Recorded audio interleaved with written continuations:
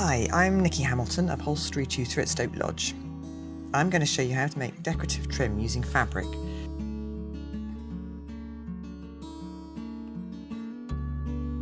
This can be the same fabric that you have on your furniture or different. You could have a contrasting colour, same colour but different texture, patterned or plain fabric.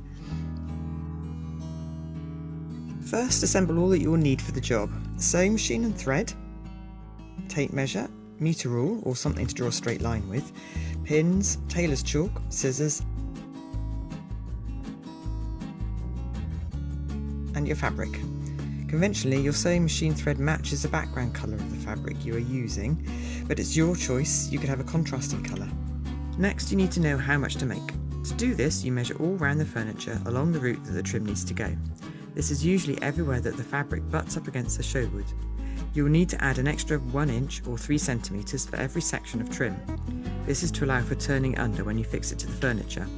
If none of your pieces need to be longer than 1,40 m, then you will not need to join fabric together. If you have sections longer than 1,40 m and they need to be joined together, you need to add an extra 1.5 inches or 4 centimetres per join. Now cut the necessary number of strips you need. Here you have another choice. The strips of fabric can be cut across the fabric, up the length of the fabric, or on the bias, which is diagonally across. You'll get different effects depending on your choice of fabric. If your trim needs to go around curves, then you'll need to cut the fabric on the bias, as this gives it more flexibility, as you'll see later. Measure and mark with the chalk 1.5 inches or 4 centimetre strips and cut. If I am marking the fabric with chalk, I always do so on the back of the fabric. Make sure you keep the strips in the same orientation, especially if you are using a pile fabric such as velvet. The light reflects differently off the pile and is very noticeable if one strip is a different way up from the others. Put a pin at the same end of each strip. Another thing to note is pattern matching. This fabric has stripes, so when joining it I need to match up my stripes. If you're using a pattern fabric, you may be lucky enough to have a pattern that is busy enough for any mismatches not to notice, but you might not be that lucky. If you need to join your strips, this is how to do it.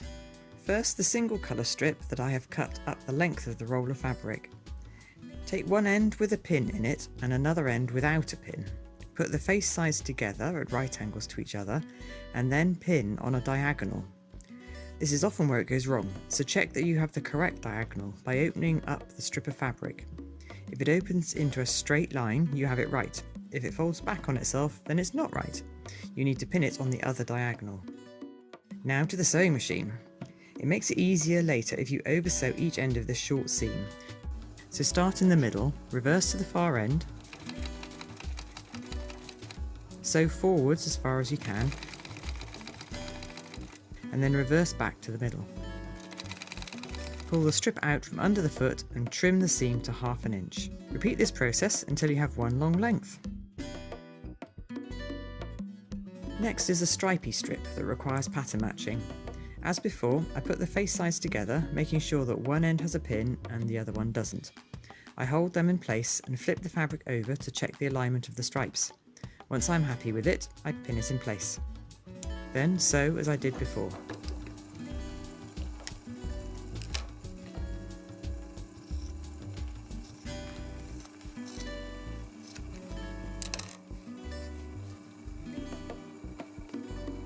Last, I will show you joining the strip cut on the bias.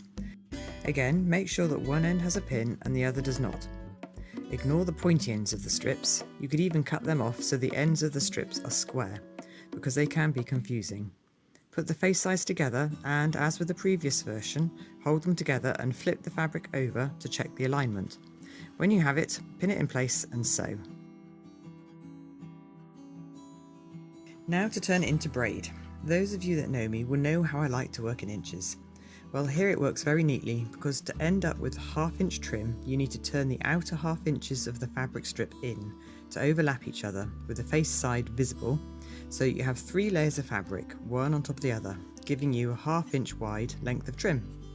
You need to make sure that you fold it evenly, as you're going to sew down the centre, so having slightly more fabric in one fold means less in the other, so that when you sew, the lesser fold may not be caught by the stitching. You can either pin it before sewing or fold and sew as you go. I tend to do the latter, as it is just as fiddly to pin it as it is to just sew straight away. Here you can see the reason for the diagonal seam. When the fabric is folded over on itself, the seam is offset and does not fold directly onto itself, producing a bump. There's a bit of a lump, but not as much as it would have been.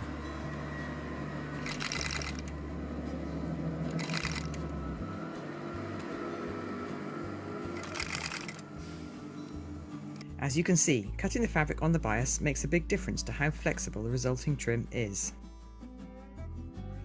The pitfalls to watch out for are cutting wobbly strips of fabric that will result in trim that is not a consistent width, not keeping the strips of fabric in the correct orientation to each other when joining them, sewing the strips together on the wrong diagonal, failing to catch both folds of fabric when sewing down the centre of the strip. So there you have it, a unique trim to set off your piece of furniture.